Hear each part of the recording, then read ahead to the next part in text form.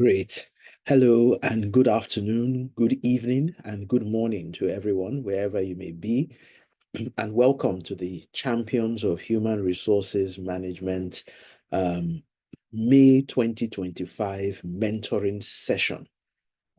Like to welcome all of our new members, people who are joining us for the first time. And I'm sure if you are joining us for the first time, you know that you are joining us for the first time. And for those who are returning members, we'd like to welcome you again. We also like to thank our colleagues from Learning Impacts that have worked behind the scenes to ensure the success of this program. My name is Omagbitse Barrow, and I'm the founder and chief executive of Learning Impact. And I will be facilitating this session as I have done since October 2023. And we'll put on my slides shortly and we'll share with you the subject matter for today, which you already know is about sustaining the impact of training, about sustaining the impact of training. And sometimes you could add there beyond the classroom. So the idea is, we do stuff, we train people. For example, this is a training session of some sort. How can we sustain the impact of this training session beyond the classroom? All right, so I'm going to be sharing my slides, like I said. Just give me a few seconds to make all the necessary arrangements, and then we will kick off today's session. Again, I just want to confirm from the participants in the room that they can hear me. Mic check. Yes. Mic Yes, check. we can hear you.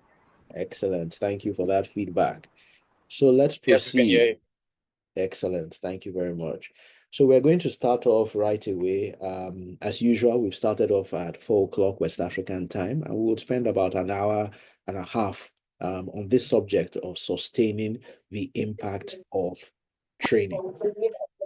As usual, we start off with just a bit of an introduction. Who are we at Learning Impact? What do we do, especially for the benefit of those who are joining us for the first time? So Learning Impact is an Abuja-based consulting, management consulting firm. I think that's a good way to summarize it.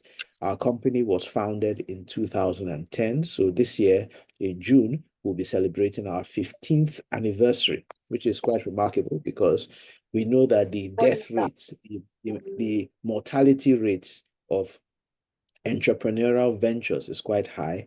So we are grateful that we have survived and we are here and we continue to thrive by God's grace. Our company really focuses on a number of critical areas in terms of our practice. Our what we call our flagship practice is around corporate training and coaching, where we offer corporate training solutions to organizations across various industries in a number of specific areas of professional and business skills.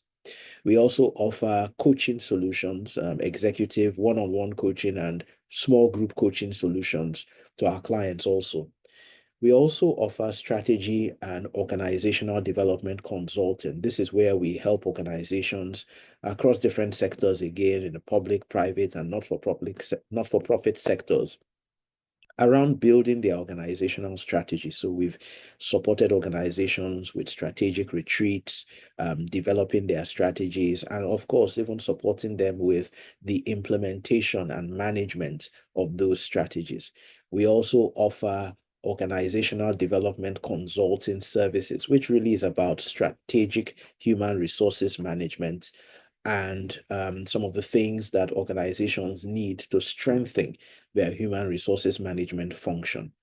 Very importantly, and over the last few years, we have made a lot of investment in the area of human resources technology solutions, what we call HR tech, building HR technology and using ICT and information and communications technology to automate HR processes in various organizations, building both customized solutions for some of our clients, as well as off-the-shelf solutions that will be available, that are available to the entire public.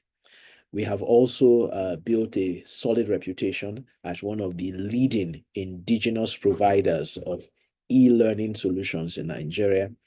We have our flagship e-learning platform called the online Efiko, as well as the leading provider of digital newspapers in Nigeria, a solution called the e-paper vendor, where we provide the complete digital version of your Nigerian newspapers every day. And for you as a HR community, we always emphasize the fact that one of the areas that we always challenge human resources management professionals to improve upon is in their strategic knowledge, in their business acumen. And there is no better place to improve your strategic knowledge and your business acumen than from reading the newspapers. So we really encourage all of you to take advantage of the e-paper vendor. It's very, very affordable. It is 80% less expensive than buying a physical newspaper, and it gives you the complete content. Finally, learning impact, pursuant to our very important goals of helping society to be better, has also built a very solid franchise around what we call life skills education for children and youth. And what we did in that regard is just to realize that there are gaps, that when we see adults in the workplace where we're investing so much, companies are investing so much in what we call remedial adult education. We are teaching adults how to present properly in public, how to be innovative, how to manage their personal finances and all of these things, how to be more effective with managing time and priorities and so on. And we realized that, hey, all of these things should have been dealt with much earlier in the lives of these adults. And so we have developed storybooks and curriculum and board games and digital resources, and deploy them through a platform called Life Skills Africa. So if you visit www.lifeskillsafrica.com, you can get all of these rich resources in a digital format, including e-learning courses for children and youth and families, all to build them in life skills areas. So this is a bit of an introduction of our organization for the benefit of those who are joining us for the first time, and also for the benefit of those who have been with us, but just haven't really taken time to know more about our organization. I would also use the opportunity very quickly to introduce the Champions of HR program. And for us, it's basically a network of young to mid-career human resources management professionals, as well as senior professionals who also choose to join us, that receive mentoring and support to help them grow their human resources management, their HRM careers. The focus of the Champions of HR program is really on building the strategic HRM capabilities of our HR practitioners. And the pain point is really about the fact that, over the years, we realize that the practice of human resources management tends to be too operational, and HR professionals have not claimed their rightful place on the strategic table. And the reason, obviously, is not because organizations don't want HR to be strategic, is that HR has not developed itself to learn and speak the language of the business, the language of strategy, the language of business acumen, and so on and so forth. And so this program is really designed to deal with that gap. And we have been attempting to do this since the October 2023. And we have done it through these monthly webinars, as well as a very active WhatsApp group where we continue to network and learn and collaborate and challenge ourselves and share new information and insights about the HR profession, and of course, about what it takes to be a more strategic HRM professional. So we encourage you and thank you for being a member of this group thus far. And we encourage you to invite others. Feel free to invite your friends and colleagues in your organizations to join us and partake in this program. It's absolutely free, and it's really our way of contributing towards improving the quality of the HRM practice in society. Yeah, and this is something that is very, very, very dear to us. So on that note, I'm going to jump into the content for today. As usual, I will be presenting through the slides, and then I will take a number of breaks in between to pause, to check your learning, to allow you to ask questions, and to challenge you as necessary to think about what we have explored and how you can apply it. We would have a breakout session during the course of today where we'll spend about 10 to 15 minutes just trying to reflect on what we have learned and contextualize it, time permitting.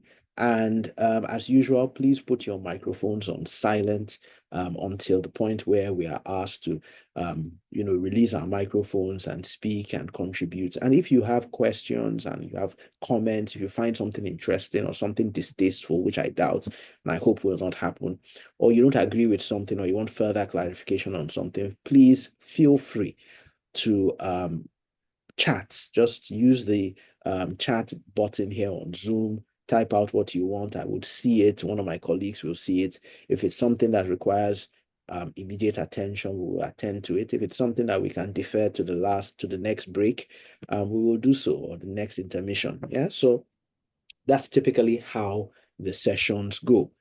I'm going to start off, as always, sharing broad outline and the learning objectives. Remember, the goal is sustaining the impact of training beyond the intervention or beyond the classroom, right? As always, on the Champions of HR program, we start off with exploring theoretical and empirical foundations.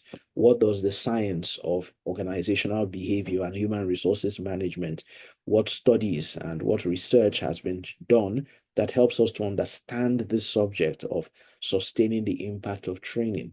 And then we would explore the problem. What is the problem? Why is this important? We'll look at some of the key challenges with training. Last month, we explored training on a shoestring budget. And this month, we are building on that to say, how do you sustain the impact of training? And feel free to check out our YouTube page at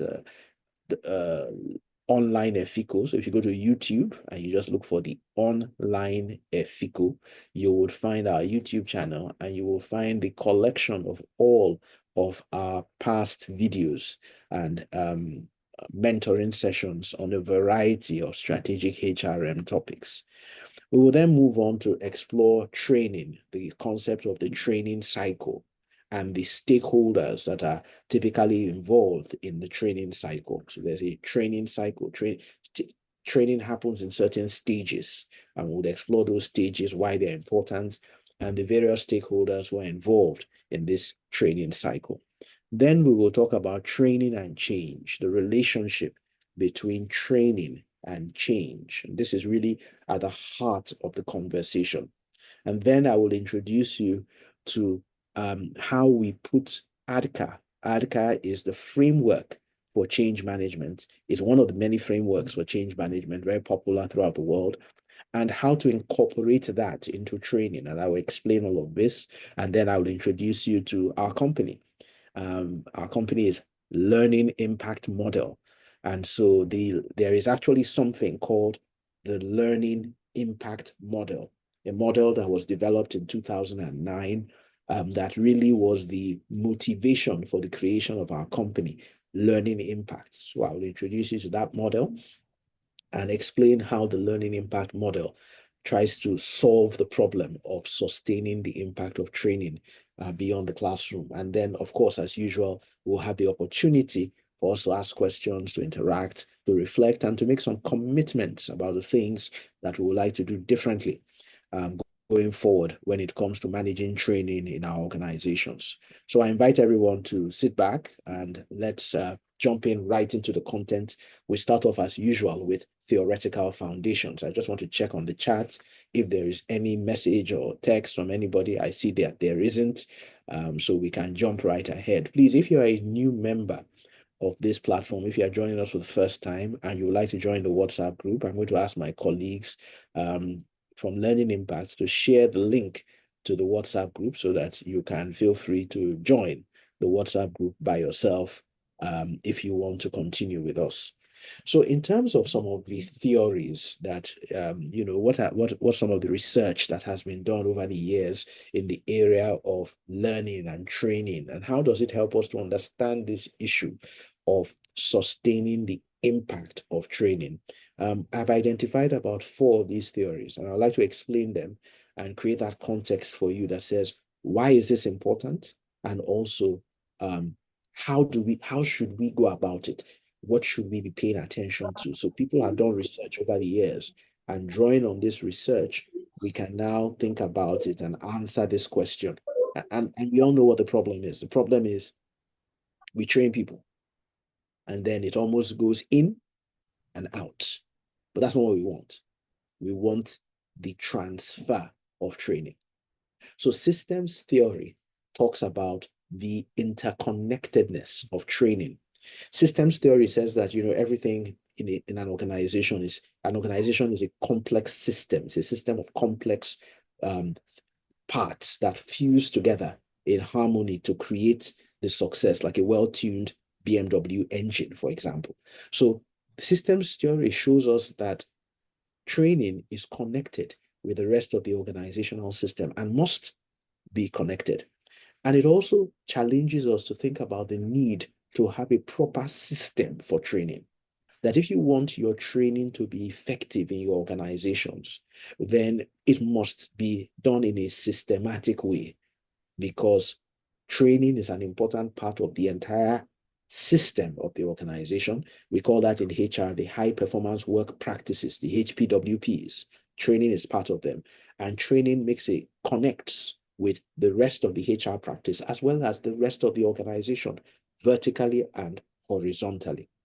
So think about that. Systems theory says training is part of the system, and training needs to be run systematically.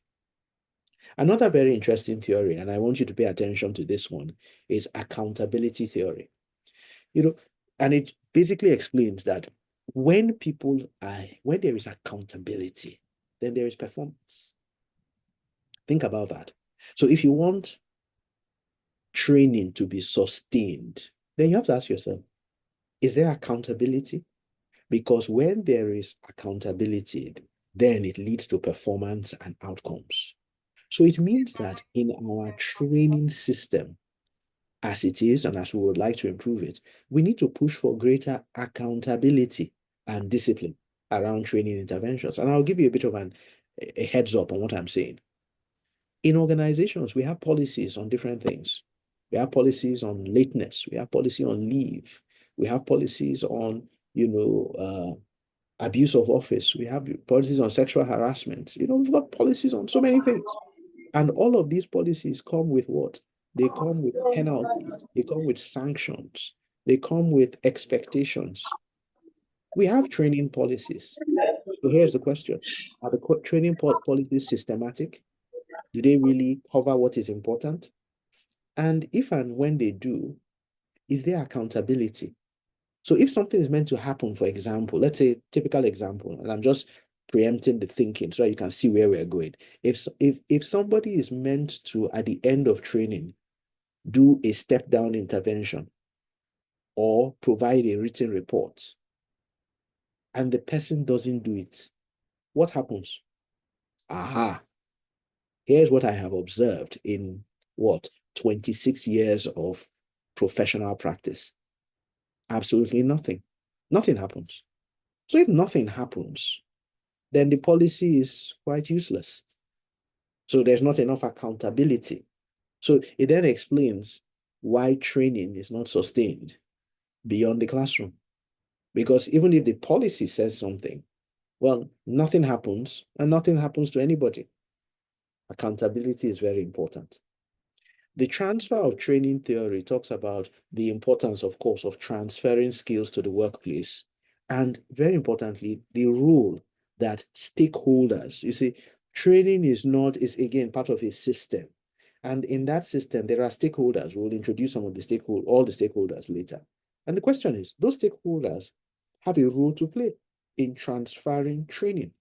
Because if you don't transfer training, then I would use the words of the famous Nigerian comedian, which my colleagues tend to They cringe when they hear me say it is, then it means your training is a waste and you don't want to be a waste. Yeah, as a Chigo, the comedian, will say, because the entire point of training is to transfer. So if there is no transfer and there is no deliberate attempt to transfer, then that training was ab initio futile, a complete waste of your time and your resources. And guess what? 26 years in the game, I can confirm to you that most training does not result in transfer. And that's a problem. The ADKA change theory from the world of change management helps us to understand that the purpose of training is change. The real reason, the goal, when you, like, for example, the reason you all came here today to be trained is because hopefully, just not to see my handsome face, is that you want to change, isn't it? There's something you want. You want to improve something. And that is what we call change. Yeah. And ADKA provides a framework for how individuals and organizations can change.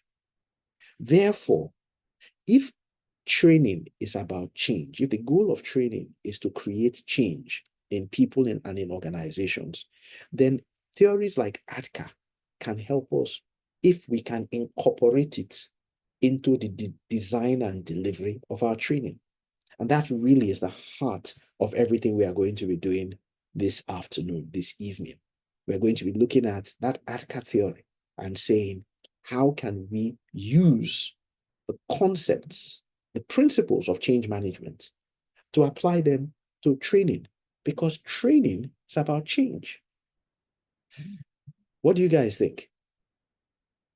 Any thoughts, any questions? Because these theoretical foundations are pretty much leading us to the answer. And I hope they are challenging us to see where we are going.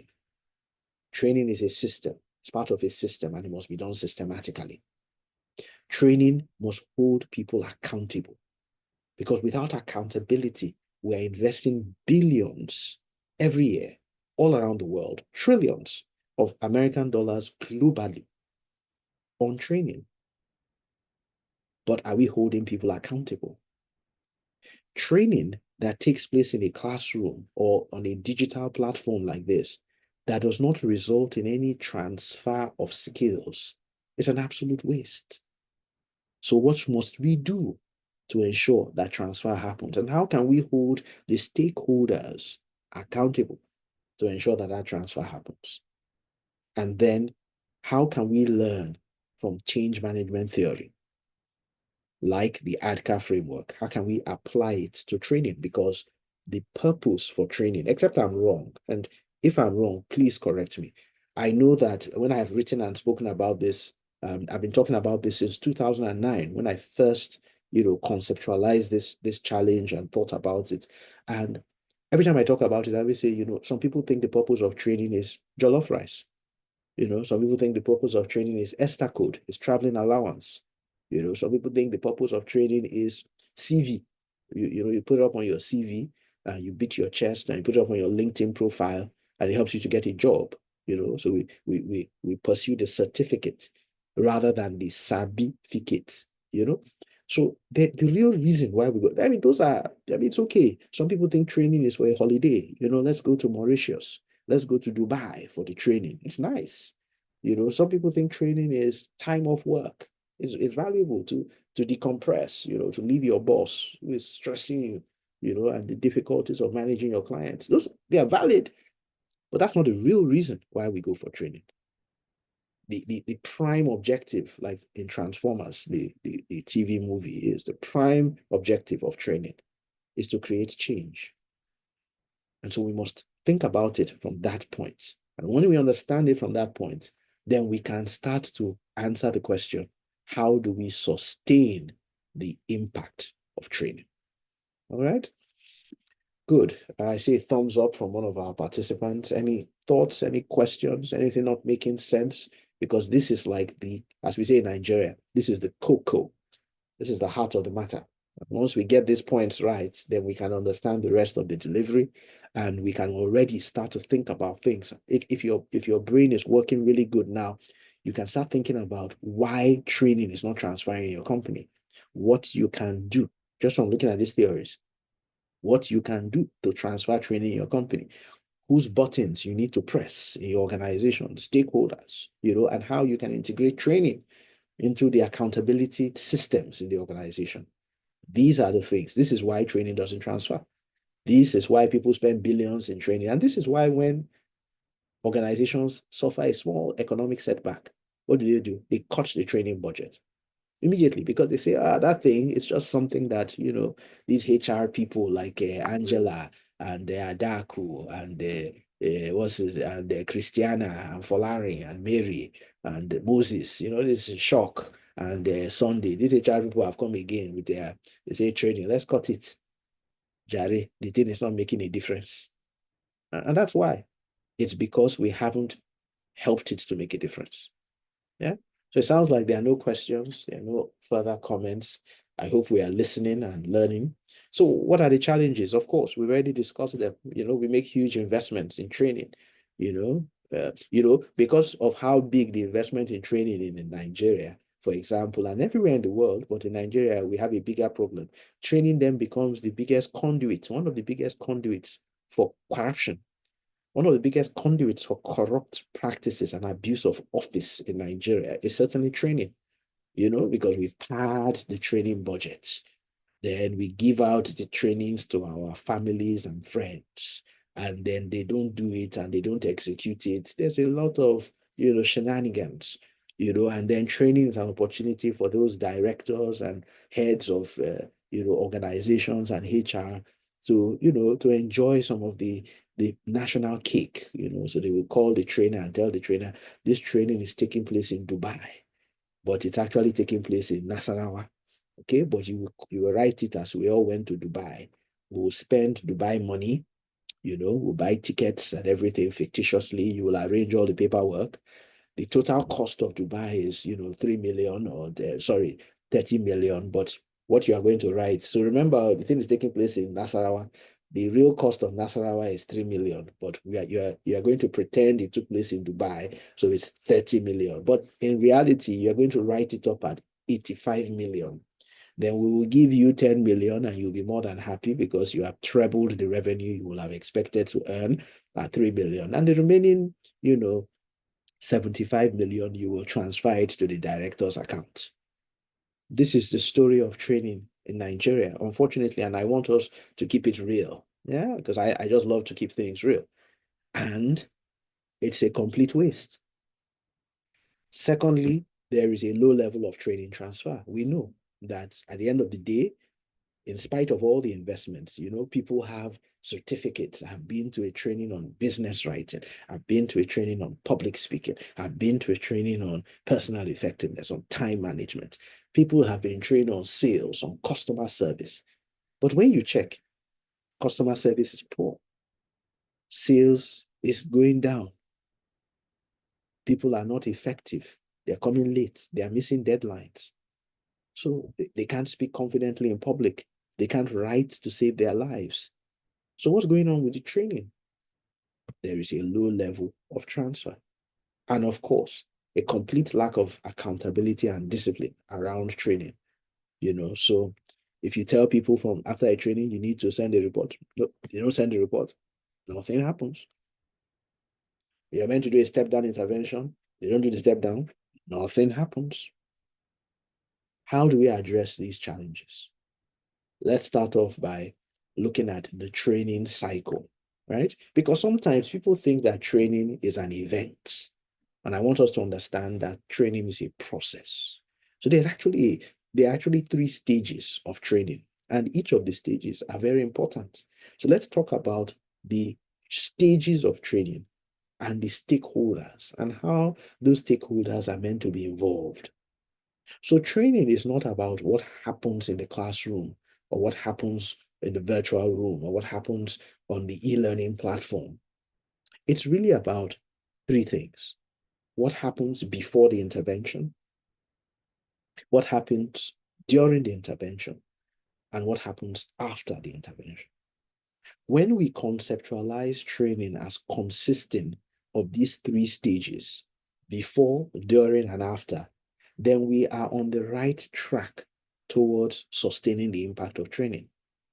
Unfortunately, again, in my very, interesting experience over the years, when people think of training, they think about which one? Anybody? Out of these three, which is when we think of training, what are they thinking? Feel free to speak. Yes. Somebody chatted. Yeah, during the training. Thank you, Bukola. Yeah, you just think about it as what happens during the training. No. So before the training, you've got the participants. They need to be involved. So let's start thinking about this. Think about what I'm saying now for the next 5 minutes as we go through this particular slide. That before the training, the participants need to be involved. The trainer needs to be involved. The HR and the learning and development managers and professionals in the organization have some expectations. They need to do something. The line manager needs to do something. So if if Victor is one of the people who reports to me, and so I am Victor's line manager, when Victor is going for a training, before the training, there's something I'm meant to do. And then the leaders of the organization, the leadership of the organization, which is, all of the cultural context of the organization, also needs to be doing something. What are those things? This is what we are going to explore today. There needs to be, and we need to understand that if these stakeholders do not participate before the training, this is the reason why there is no transfer. The quality of the participation before the training, the quality of what happens before the training is directly linked to the ability to transfer training.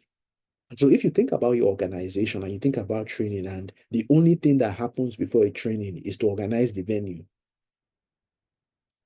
make sure there's food, engage a trainer, and appear at the training venue, it is no surprise.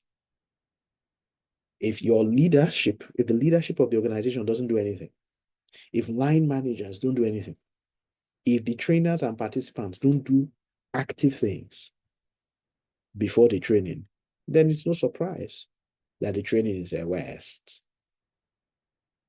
Of course, during the training, you've got the HR and the L&D people, you've got the trainer, and you've got the participants doing things. That we are quite used to. In this area, what I find is that the HR and L&D people don't do enough. So you ask yourself, what are you doing as HR? Oftentimes, HR people they don't even show up at the training. They don't participate in the training. They're not there. It's very important. And there are other things that they can do during the training. They can audit the training. They can check that the facilitator is doing the right thing. So what are we doing? If we're not doing these things, they can check, they can audit the learners and make sure that people are there. I mean, think about what happens with virtual training in most of our organizations right now. Very low level of participation. People don't show up. But even worse than that, when people show up, what do? They are busy on their phones, they are busy with their personal stuff, they are busy with work stuff. Yet, the company it is atrocious. I can tell you that most of the virtual trainings that we've done for corporate organizations, it's so unfortunate. You speak to participants, you say, oh, Fumilayo, answer a question. Is Fumilayo there? I remember doing a training a few weeks ago for an organization. Is Fumilayo there? Okay, Fumi is not there. Let's hear from Godwin.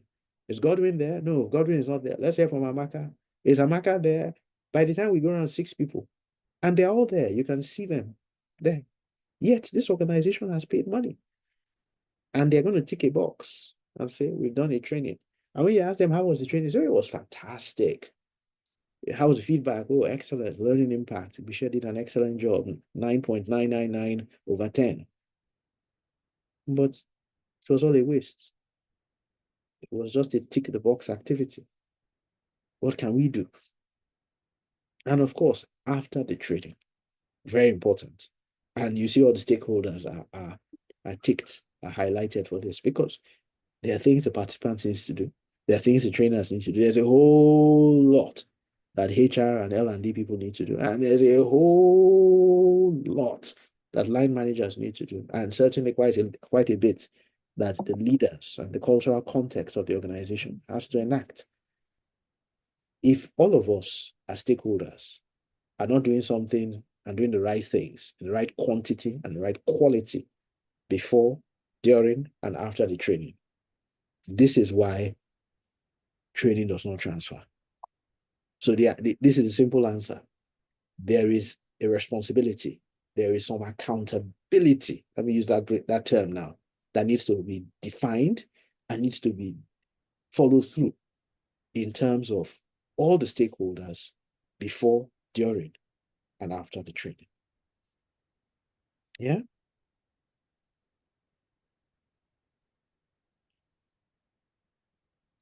Let me allow this to simmer down and see if you guys have questions or thoughts around what we have learned so far, and perhaps particularly around training and the training cycle and the various stakeholders.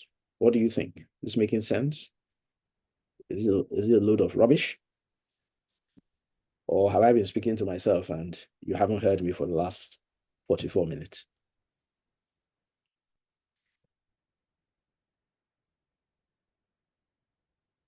Anybody there? Okay, Folani says, it is making sense. Okay, so Folani, since it is making sense, we look forward to the transfer, that you will be able to transfer it. Is Olufumila trying to say something? I used her name earlier on. I see your microphone was on. Anybody else? Thank you, Folani. Let's see any other comments. Angela says, yeah, great point. Rema. Sorry? Rema, like you're on fire. Oh, right. Okay. Thank you. Yes. Thank you very much, Faith. And thank you, Angela, for your comments. Great points raised on the need for all participants, all stakeholders. Yeah, very important. And think about that, Angela, so what does the policy say?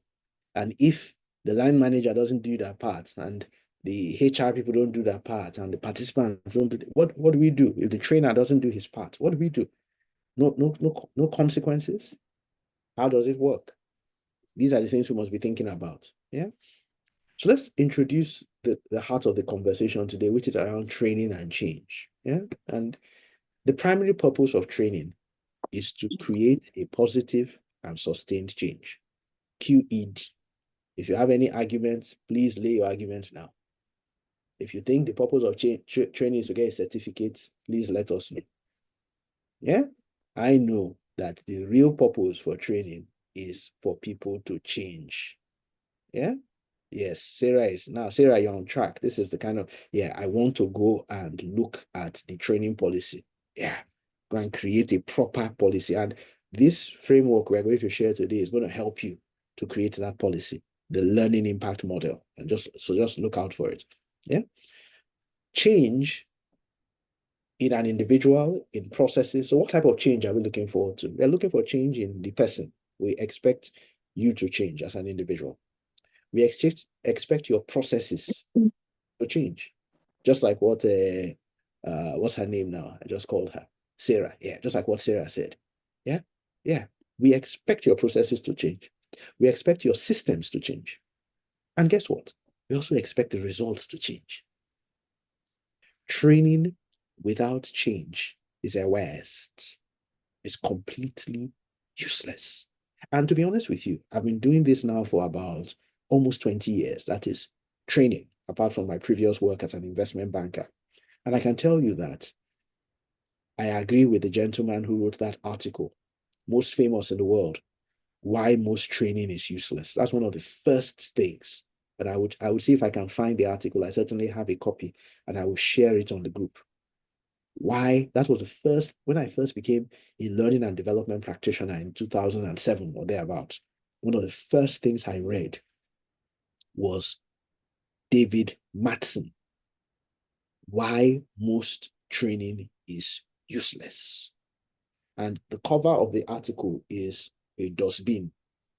It's a trash can. So it just shows paper crumpled up inside the trash can.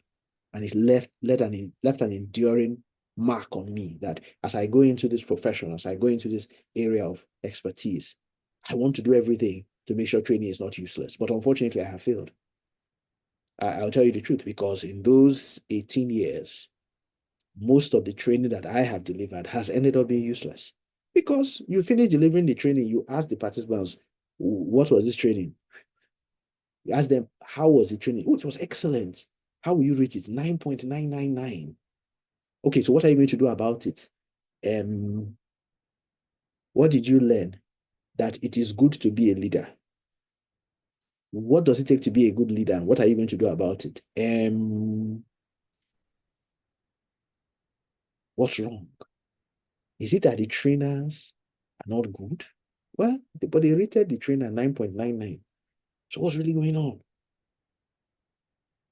Change management theories and tools must be applied to training interventions to make them useful, to take them from the trash can to the strategic board.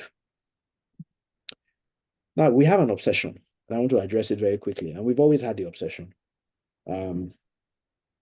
It was the gentleman, what's his name? Kirkpatrick, who came up with the 4 levels of training evaluation. So, yeah, and some of you know what I'm talking about. We've dealt with it before on the Champions of HR program. The 4 levels of training measurements, what they call it, level 1, which is about learner reaction, level 2, which is about increase in knowledge, level 3, which is about behavioral change, and level 4, which is about, yeah, we are obsessed with it. What's the ROI of the training? What's the ROE? Yeah, but guess what? All of that obsession is an effort in futility. If you don't pay attention, if you don't pay attention to ensuring that the training is built around a framework that drives change. You see, if the policy and the systems in your organization does not challenge training to create change, you can measure any ROI. People, a lot of you said to me, what's the ROI? Let's discuss ROI. ROI of what? I can tell you the ROI is minus. The ROI will only happen when the training has been delivered and implemented within the context that creates change. If it hasn't been designed, delivered, and implemented with these mindsets, with these concepts, with these structures, with this accountability, and so on, the ROI will be negative. You don't need to waste your time calculating it. That's my point. Yeah? So it's absolutely important that we pay attention to these things. I see a couple of more. David Matson, if I'm getting his name, but like I promised, I would share his name. Yeah. Yeah. And someone says that training also needs to change attitude. Of course, Kenny. Yeah, that's the point. You want to change the person, change the attitude of the person, the skills of the person, the knowledge of the person. So we talk about the competencies, the knowledge, skills, attitudes, and abilities of the person. Yes. And when that happens, then it will now change the processes in the organization, change the systems in the organization, and then it will change the results in the organization. And that's why we just, so when we put the individual there, we encapsulated all those things, and it changed the culture of the organization. But all of this cannot happen, if we don't really do the right thing. So let's introduce to you the model of models. It's called ADKAR. ADKAR. And we've dealt with ADKAR before on this program, on this platform, but we'll do it again to introduce the concept of change. How do you get people to change? Number one, if you want Kene to change, then Kene needs to be aware of the need to change. Now, I want to do something very quickly. I'm going to be using the word change and learn interchangeably. I'm going to be exchanging them. So if you want Kene to learn, then Kene needs to be aware of the need to learn. Is that making sense, guys? Yeah? And if you want Adaku to change, then Adaku needs to desire. She needs to love the change. So if you want Adaku to learn, then Adaku needs to desire to learn. Because if she is not aware of the need and she does not desire to learn or to change, put her in a classroom, you just wasted your money. Then, of course, for change to happen, and I'm going to play on it and replace it with learn. For learning to happen, Ama needs to have knowledge of how to change. She needs to know what she needs to do to change. So if Ama needs to learn, then Ama needs the knowledge of how to learn. How do you learn? How do you learn? What are you learning? And Olufumilayo needs to have the ability, she needs to change. She has to have the ability to demonstrate the skills and behaviors that are required to change. And of course, if we exchange this for learning, that Olufumilayo needs to have the ability to demonstrate the skills and behaviors she has learned in the classroom, that she has acquired in the classroom. If she doesn't have the tools and the resources and the enabling environment and the accountability systems to demonstrate these skills and behaviors, then there is no way she has learned. In fact, all she has done is to acquire a certificate. And very importantly, ADCA teaches us that there must be reinforcement. The environment of the organization, the environmental culture and context must reinforce that change to make it stick. So if you remove the word change and we replace it with what? Learn. It means that the context, the organizational context and culture must reinforce the learning to make the learning stick. Can you see what we've just done now? I've shared with you ADCA. ADCA is not about, it wasn't developed. You can go and read from Jeffrey Hyatt, who wrote the book ADCA from the ProSci Institute many, many years ago. He wasn't thinking about training, no. He was thinking about change. I read Jeffrey Hyatt's book. I became a change management professional under the ADCA school methodology. And then I said, oh my God, here it is. This is the reason why training is not working. So I had read David Matson's article. I had read Jeffrey Hyatt's books. I put it together. I said, hey, here's what's going on. The reason why training is useless is because learners, participants, employees are not aware of the need for change. They do not desire learning. They're not aware of the need to learn. Many times, the way the content is delivered and their own disposition, they don't even know how to learn. Even when you've given them all the materials and so on, many times they don't have the ability to translate it. Last time we met together, I told you, does anybody remember? Let me see if I can challenge you. Let's see. I said, what was the most cost-effective, means of training in the world? What tool of training is the most cost-effective? Does anybody remember from last class, last month? Or has it been wiped out of our memories? The most cost-effective tool for training is because why I taught you was that I hoped that all of you will go back and you will start using that tool. It is very cheap, very inexpensive. Remember, we're learning about training on a shoestring budget. Nobody remembers. Aha, you see? So you see it now. I'm the only one who remembers. So let's go back to that chart. It seems as if it is only the trainer who was in the class. Or are we saying that none of us from the last session were here?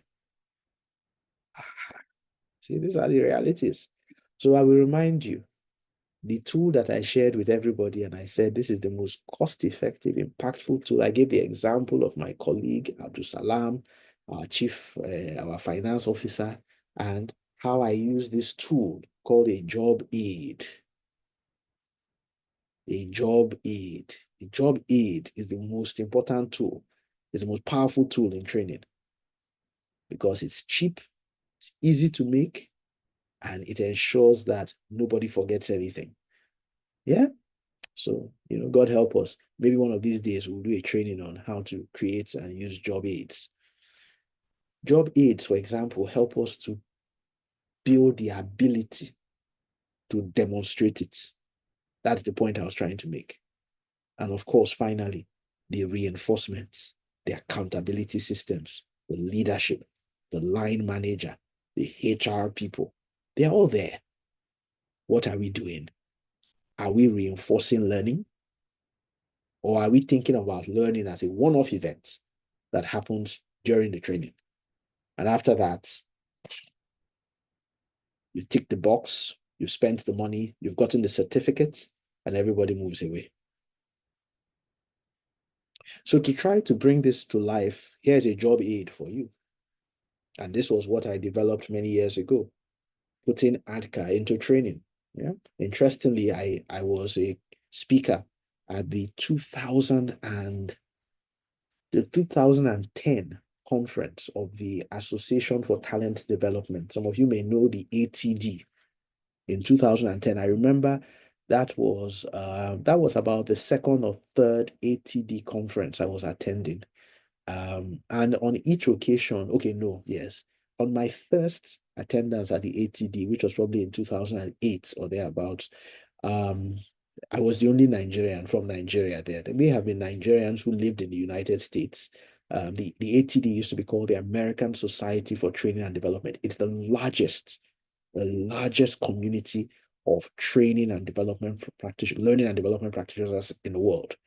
Right? So if you want to improve, when I first became a learning and development practitioner, I went to the ATD. I have ATD books, ATD courses. I did certifications from the ATD. That's where I cut my teeth.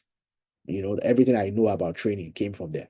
And by 2010, I was invited to speak on this subject so this same thing I'm discussing with you as far back as 2010, which is how many years ago now? 15 years ago, was the subject of a talk at the ATD conference. Of course, to a larger audience of people from all over the world, from Asia, from Americas, from Europe, and we all brainstormed on this discussion. So same discussion I'm having with you now. And if you look at the bottom of the screen, you can see it before the training, during the training, and after the training. So think about this job aid. It tells you everything. That before the training, you need to fuel the awareness and desire to learn.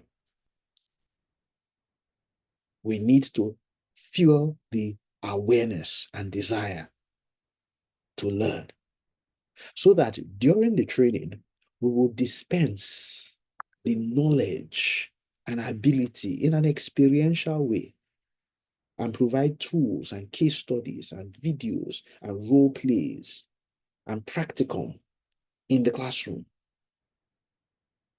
so that there's a rich experience that builds the knowledge and in some way the ability of the participants. And then after the training, we will continue to build on that ability by providing the resources and the enabling environment and some additional tools that participants need and learners need so that we can reinforce the training. So if you think about the ADKA model, you can split it into three things. AD happens before the training, KA happens during the training, and a bit of AR happens after the training. Think back to the original model I shared with you.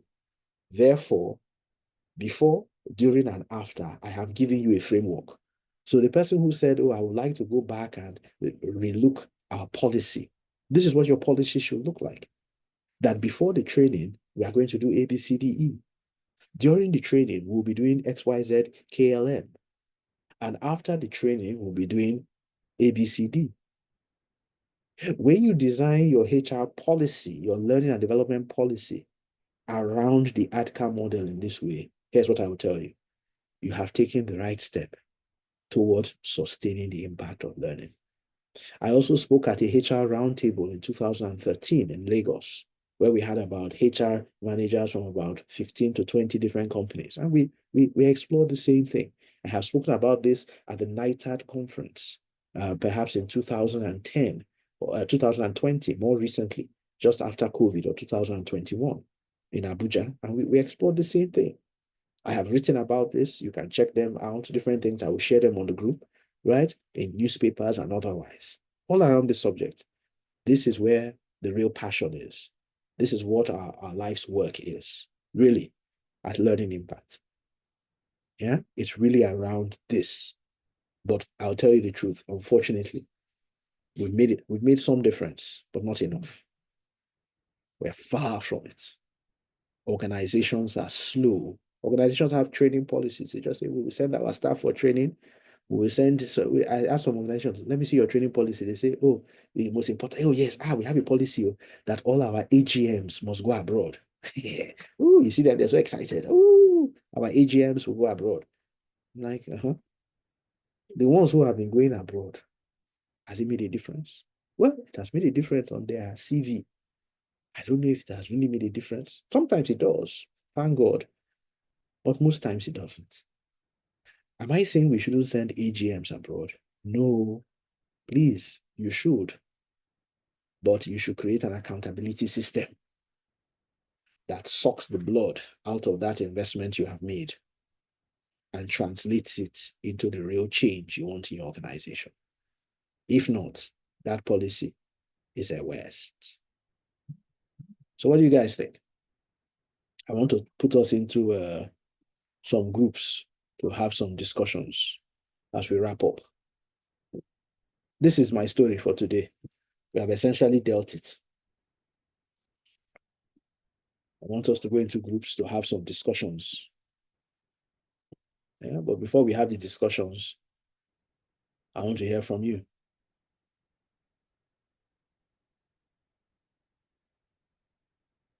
What do you think?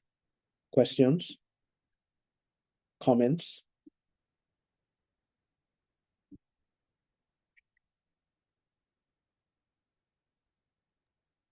Thank you very much, sir, for the refresher on ADCAR. You know, applying ADCAR to learning is something new to me. Yes, but for ADCAR, I remember it under the change management process. But this drives home the message more for training as well, that one can actually apply this to make training stick. So the job aid you mentioned, yeah, I remember the suggested tools the last time. I can't remember if you actually shared that job aid. I can't remember. Maybe I missed out on that. That is the job aid for the accountant. Okay. Is it the Alice chart? Yeah, the Alice thing. Was that what you were expecting? Is that what you're referring to? I can't even remember if I shared. Yeah, I can't remember if you shared, but you did mention the job aid around frequent question, ask questions, and yes, exactly. Yeah. So SOP, the process map, and all that. Process map. Exactly. Yeah, and the job aid is almost like it's a summary of it, a snapshot of it, makes it easy to remember. Yeah. So I will remember again, and I would encourage our program manager to remind me if I haven't done so already to share that job aid. All right. Thank you, sir. Thank you. Thank you for your contributions as always, and I'm happy that you can see how change management, an area that you have some experience and expertise, how it really applies to, and it shows you the system. It's a system. Yeah. Yes, it is. It is part of the system of high performance work practices in organizations. It doesn't stand alone, and it should be delivered in a systematic way. So we're going to go into 5 groups, and in our groups, we're going to spend 10 minutes. And here's what I want us to do in 10 minutes. You'll be allotted, there's a group on awareness. Amma and Angela are in that group with a couple of other people. There's a group on desire. Adako and Olua Bukola are in that group, amongst other people. There's a group on knowledge that has people like James and Sunday.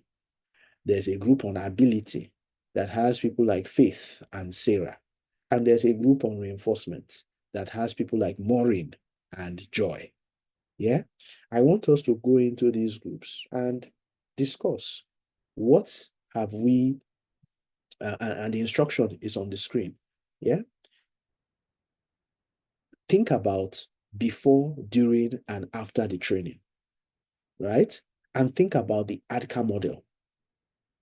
What would you recommend in terms of creating awareness, in terms of fueling desire, in terms of building knowledge, ability, as well as creating reinforcements before, during, and after the training?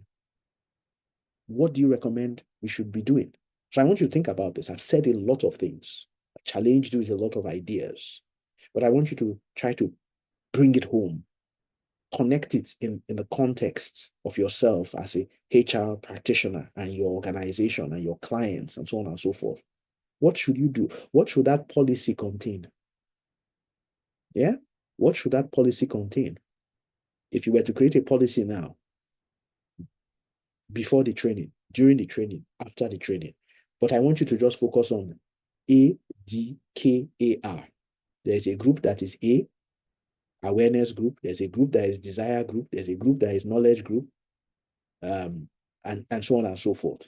Yeah, ability group and reinforcement group. So, is everybody clear about the instruction? It's a simple thing. Go into your groups, spend 10 minutes, have the conversation, and then you come out and we'll take some sound bites from some of the groups. Yeah, the idea, go and think about it. What am I challenging you to do? How can you apply this back at work? What should organizations, trainers, leaders think about? All the stakeholders? What should they be doing before, during, and after to create awareness, to fuel desire, to build knowledge and ability, and to ensure reinforcement? I'm opening the rooms, go into your rooms, and when you come out, we'll find out what we have learned. You have 10 minutes.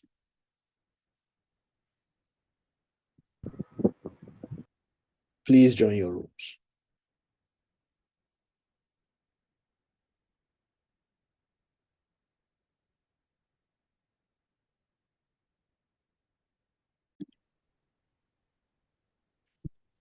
You see, we are coming back in. Yeah.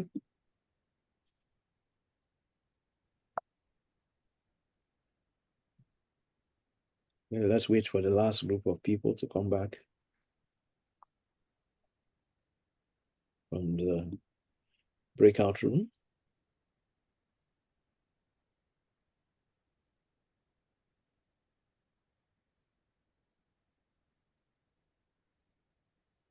Some people are still having serious discussion.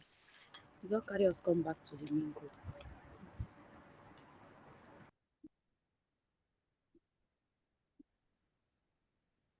All right, it looks like everybody is back. Excellent. So welcome back, everyone.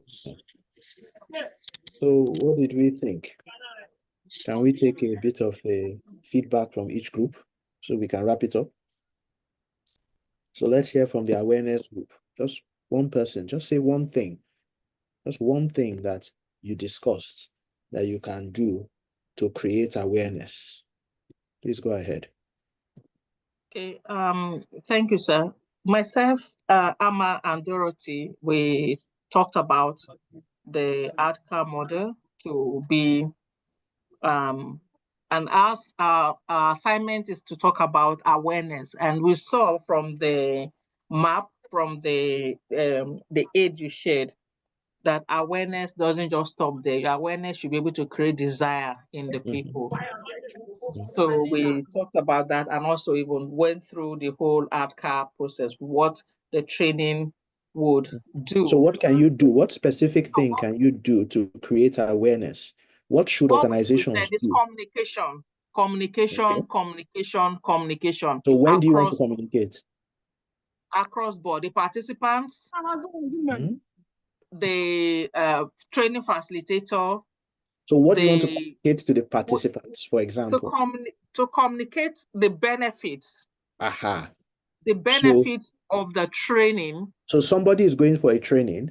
You are saying you want to communicate the benefits of the training. When do you want to communicate it? Before the training. Very good. Before the training, you communicate Who the is going to benefits of the communicate it? training. Who is going to communicate it? This communication should come from the L&D team. Okay. So why not from the line manager? Line manager nominates. But why not from him? You are talking about your current practice. I want to challenge the thinking.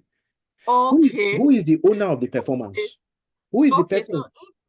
I'm talking about what is obtainable, because the line manager has So done I'm asking appraisals. you. So We I'm have asking seen, you, yes, yeah, yes. So I'm challenging you now. What don't you think it would be valuable if the line manager who appraised, who nominated, that line manager yes, he should put his voice into it too. What do you yes. think? Of course, of Yeah. course. And let me tell you, Every change you want to carry out yeah, must have the line manager's very good. buy-in. He's the one that will drive it from that level. Very good. But Otherwise, it's a waste. Let me it's a use your word. balance. And correct, because what you find is that line Yeah. managers, when you leave it to L&D, then it lacks the accountability. You see, Okay. it's not L&D who appraises you. It's your line manager. So your line manager has to sit with you and tell you, Angela, we are sending you for this training. The reason we are sending you is that you are weak in this area. And if you don't improve in this area, you are going to be in trouble. There is no better person to communicate that than your line manager. So That's great. So now, when you think about it from a policy perspective, can you see what I'm talking about? So now you put this in your policy. You now say, in our learning and development policy, before the training, line managers need to sit with their employees and communicate the importance of the training to them. This is now policy. It's not a wish list. It's not something that we will try. Sha. It's a matter of policy. Meaning that if a line manager doesn't do it, then we will ask him, why didn't you do it? And issue him a query. Aha. Is when training will have impacts. Okay. So that's like changing the status quo. What it is now isn't working. So It's let's not use working. We yeah, have to for do, that's why we have learned accountability. ADCA. That's why we've Yeah. learned ADCA, so that we can do it differently. Thank you very much, group one. Let's move Thank to you. two. Desire. So the group two people, can you see the trend so that you can answer you very directly? How do you feel desire? What are you going to do after learning about all of this? Yes, group two. I believe that Folani is there. Oluwa Bukola is there. What's going on? Yes, sir. All right. So we were not hearing each other very well, but we were looking at it in form of a value proposition. It's saying that how it brings about their personal and professional growth. So once you know that this training is going to bring about their personal development. So how are they going to know it? How are they going to know? By stating it in the policy. Now this Folani, we are going for a training now on business writing.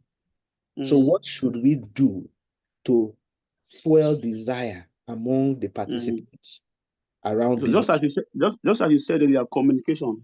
Okay. Like communicating who is going to communicate? What they stand to gain from the training? How so it's going to what impact do you stand their professional growth? What do you? So somebody needs to communicate what is in it for me. That's what we call it. Yes. What's in it for me? What's in it for me? Exactly. So at least that arose the desire in them. That it arouses desire. We can't wait to participate in this training. Yes. Very good. That's one way. I'll give you another example of something you can do. You give the person feedback. For example, imagine, or you give the person a test. Imagine if I give you a business writing test and score it for you, and out of 100, you score 30%. What does that do to you?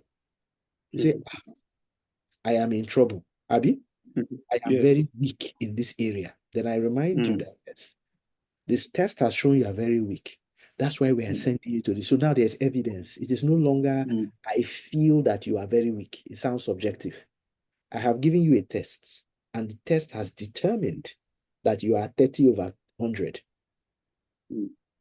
I have given you a 360 feedback. Your colleagues have done 360 review of you in terms of your leadership, and your leadership is 2 over 10. Can you see it now? These are ways of fueling desire. Oh yeah, group 3, knowledge. Thank you very much, Folani and Oluwa Bukola and others. Let's hear from knowledge. The next group. I believe James and Moses and Sunday were in that group. Please share with us very quickly. What was it that you determined you can do? All right. Good evening, Mr. Barrow. Yes. Go ahead, Moses. Yes. All right. From with me, myself, James, and Sunday, we had a chit chat. After coming through the ADCA method, which is the pre awareness and desire, which is the before the Yes, training. but your own was knowledge. So tell us about knowledge. Yes, knowledge. So yes. we said that one of the factors which can also help improve learning or training in any organization is, first of all, identifying the trainer. Every trainer who, like we say, you cannot give what you don't have. Every trainer must be aware, must be a master of that thing he or she is coming to teach the employee. So you are saying the selection of the trainer is critical? Yes. Okay. So that you want to select a trainer who is a real expert in that area, isn't it? That's what you're saying. And that you select the person who is an expert in the area, then the chances that the person will be able to transfer it to the participants and they will transfer it to the workplace increases. Abi? Exactly. Just like you, so Mr. Moses, Barrow, transferring to us. Guess what? In our public service, and I can say this anywhere, training is considered a contract. They give it to anybody. It's unfortunate. Think about that. So you are right. Oftentimes, the quality of the trainer is anybody who has a business card and knows a director and is ready to do a deal is selected as a trainer. Okay. So we see why there's very low level of transfer. So you brought up a very interesting concept. I will challenge that and add to it to say, not only should the trainer be an expert in the subject matter, but the trainer should be an expert in learning, in the facilitation of learning. So for example, there are what we call experiential training design. If the trainer does not know how to do case studies, how to create what they call them scenarios, how to build job aids, because there are certain technical nuances of training, design, and delivery that is beyond just being a subject matter expert. Many university professors are subject matter experts in marketing, in management, in science, but they are not very good at teaching it. Do you get the point? Because if you are a subject matter expert and you are not good at facilitating adult learning, then you will just be pouring slides on people, and the people will tune off. Yeah? So excellent contribution from Moses, Sunday, and James. Thank you very much. Ability. Let's hear from the ability folks. Unfortunately, we are running out of time, so I want us to summarize to finish this activity very quickly. Ability, that was, I see Abdul Salam, I see Faith, Olufumilayo, and Sarah. Who is speaking on behalf?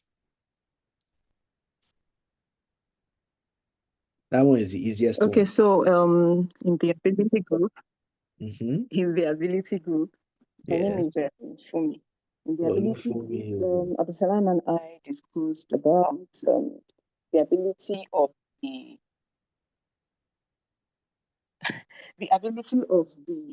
individual who went for the training to pass on the knowledge to other members of the organization or even to their departmental members. So, I can't hear you now. It's breaking. Your voice is is going off. I can hear it. It's like you're talking out of the microphone, and after a while, it tapers off. Oh, okay, I'm sorry about that. It must be the network. So, like a departmental leader who has been identified to be weak in certain areas, who has gone for the training, his ability to come back and break it down for members of his team. Okay, so you are saying that, let me get you. You are saying that what people need to do, what a policy statement should be that when someone has gone for a training, he should come and do a step-down training. Policy. Yes. When that AGM has gone to Harvard and come back from Harvard, and we have spent 25 million naira on him just to go to Harvard for a 2 years, that when he comes back, our policy would be that he must come back and do a step-down intervention. Yes. And do step down training. Okay. Yes. That's one other example. members Excellent. of the team. Yes. And then if he doesn't do it, he will refund the 25 million. Policy. Well, no. Let me tell you why. Because it might sound extreme, but if there's something we call bonding, we bond people for overseas training. I don't know if you're conversant with what I'm talking about. So if that guy resigns within the 2 years of that training, you will bond him that he should pay back the money as a way of retaining him. No problem now. Within the same 2 years, I beg, train other people. And if you don't train them, we will also we'll sign it on the bond. What do you think? No, from a policy perspective, if this is the policy, it may sound extreme, and I know it certainly is extreme. What do you think the behavior will be? Line managers will come back and they will be doing the training. Abby, isn't that what you want? Yes, they will. Yes, yes. That's what we want for every member of the team who did not attend the training to benefit from it. This is what we want. So we include it in our policy. Yeah? Yes, that's what we want. To create the ability. Very good. There are other things that can create ability. The easiest one, and I thought Abdul Salam would have picked it, is the job aid. The simple one, that there should be job aids. I could say, okay, so summarize what you have done. Yes, we also discussed that. Exactly. Summarize what you've discussed in your training, you're discussing in a job aid, and present that job aid back to us. That's how we will know whether, as the Yoruba say, Orie Wambe. I know, Olufumilaya, you understand that. Thank you very much. Yes, I understand that. I understand. Reinforcement. Thank you. Excellent contribution. The final group, reinforcement, give it to us. Hello, everyone. Yes, good evening. Joy? Good evening. Yeah, so my people and I, we had an intensive discussion. Joy, you sound like a chief of a village. You say, my people and I. You sound like a member of a political party, leader of a political party. Oh, sorry, my group and I. No, it's okay.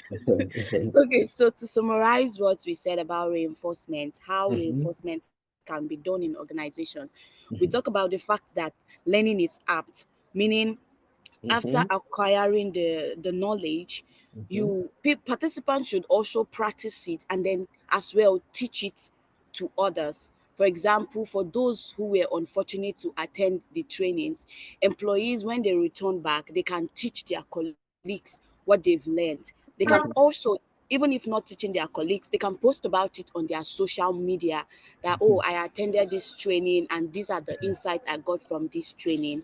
Then we talk about reevaluation.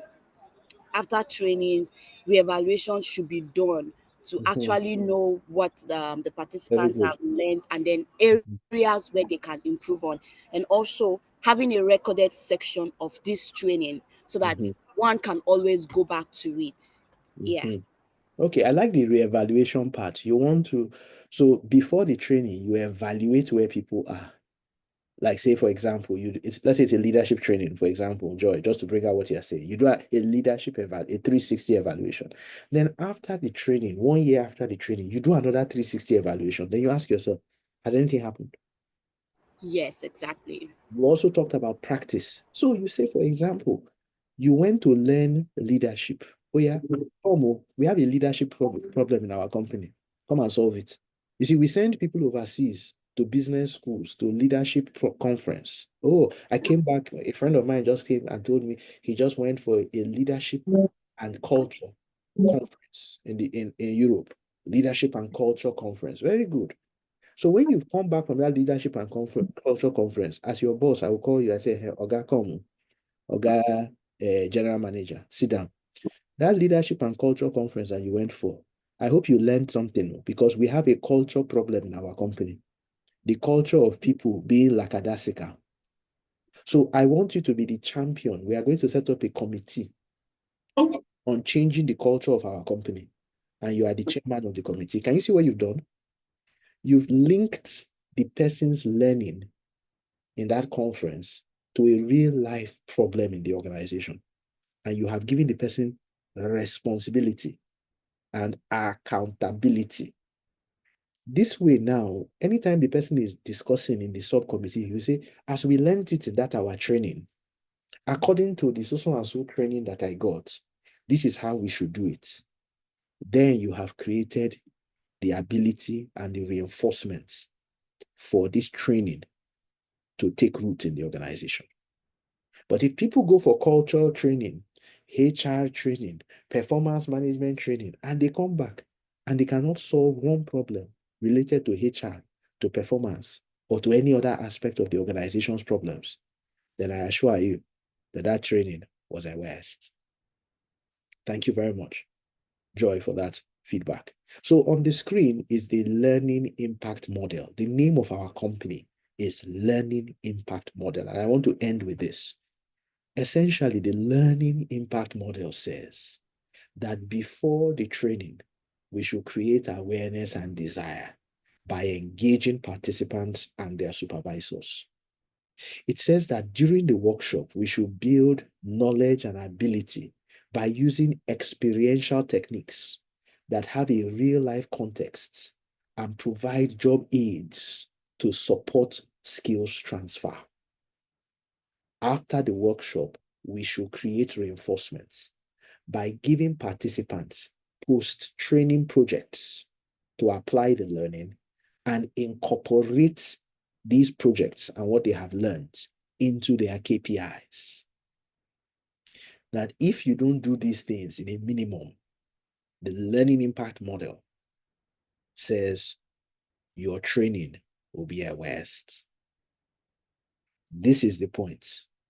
So I hope that, ladies and gentlemen of the Champions of HR group, you've taken away some things. Key things I don't want you to forget.